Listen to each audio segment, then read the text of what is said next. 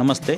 આપણા ભારત દેશના ગુજરાત રાજ્યના સૌરાષ્ટ્રનો ભાગ અને તમિલનાડુનો તમિલ એટલે કે સૌરાષ્ટ્ર તમિલ સંગમ કાર્યક્રમ સોમનાથમાં યોજાયો હતો.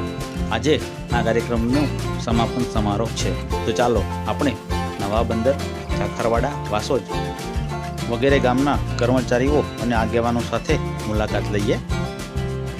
સોમનાથ પહોંચતાની સાથે જ બધા મિત્રોએ ગ્રુપમાં એક ફોટો લીધો હતો અને ત્યારબાદ કાર્યક્રમના સ્થળ ઉપર જવાની શરૂઆત કરી હતી.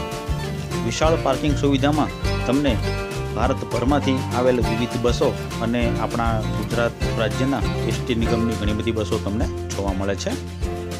અહીં વિશાળ પાર્કિંગ સુવિધામાં બસને રાખ્યા બાદ આપણે કાર્યક્રમના સ્થળ ઉપર ધીમે ધીમે જઈએ છીએ.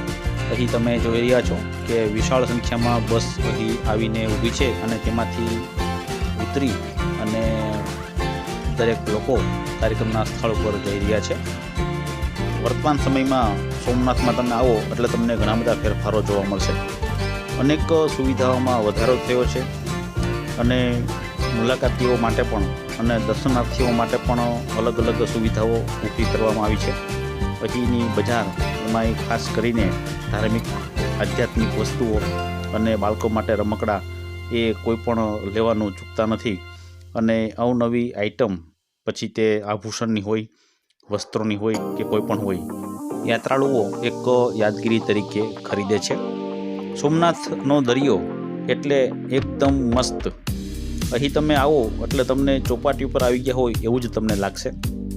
અહીં વિવિધ પ્રાણીઓ ઉપરની સવારી અને આ તમે જુઓ છો તે કાર્યક્રમ આપણો જે છે તેનો ડોમ એટલે કે તંબુ મોટો બધો દેખાય છે અને દરિયા કિનારા પર વિશાળ હનુમાનજીની મૂર્તિના પણ આપણે દર્શન કરી શકીએ છીએ. ચાલો દર્શક મિત્રો, આપણે હવે કાર્યક્રમના સ્થળે જઈએ અને અંદર પ્રવેશ મેળવીને આપણે કાર્યક્રમ નિહાળીએ.